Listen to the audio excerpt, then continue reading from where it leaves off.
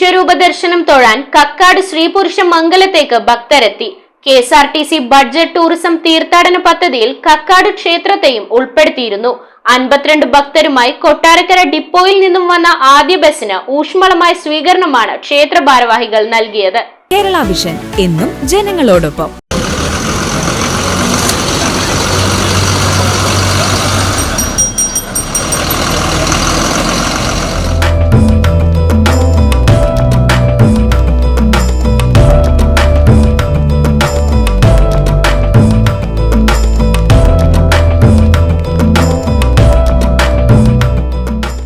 വിശ്വരൂപ ദർശന നാളുകളിൽ KSRTC budget ടൂറിസത്തിൽപ്പെടുത്തി വിവിധ ഡിപ്പോകളിൽ നിന്ന് കക്കാട്ടിലേക്ക് പ്രത്യേക സർവീസുകൾ നടത്തണമെന്നാവശ്യപ്പെട്ട് ക്ഷേത്രം ഭരണസമിതി ഭാരവാഹികൾ ഗതാഗത വകുപ്പ് മന്ത്രിക്ക് നിവേദനം നൽകിയിരുന്നു.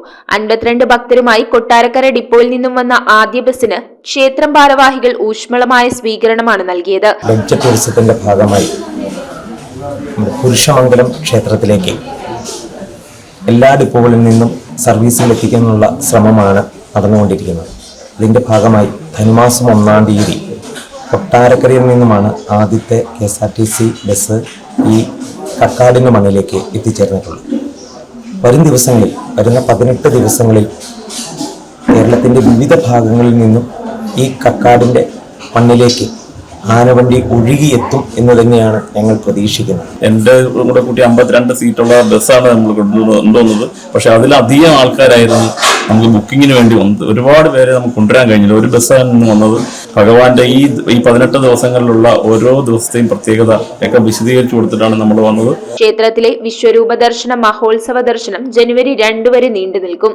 NSSS Muvattupuzha taluk union president R. Shyamdas, secretary Anilkumar, Vanitha Samajam taluk union president Jaya Soman, union പ്രതിനിധി EG രാമചന്ദ്രൻ, ക്ഷേത്രം ഭരണസമിതി ഭാരവാഹികളായ R. Prashant, Pramod Kumar KM, Sreejith ചൂർവേലിൽ, CN Vineeth Kumar, CM Abhilash, AA Akhilesh, S. Dinesh, Prashant K. Nair, KG Jayan, S. Sreejith, KN Sarath, AA Abhilash എന്നിവരുടെ നേതൃത്വത്തിൽ ടൂറിസം സെൽ എറണാകുളം കോട്ടയം ജില്ലാ coordinator Prashanth Velithakathu, Kottarakkara depot conductor S. Manoj, driver N. Sreekumar, Piravom unit coordinator TB Sudheer, Piravom depot conductor VV Aneesh, ഡ്രൈവർമാരായ Eldho Mani, PG Harinandan എന്നിവർക്കും ഭക്തർക്കുമാണ് സ്വീകരണം നൽകിയത്. കക്കാട് എന്ന പ്രദേശത്താണ് കക്കാട് ശ്രീപുരുഷമംഗലം ക്ഷേത്രം സ്ഥിതി ചെയ്യുന്നത്.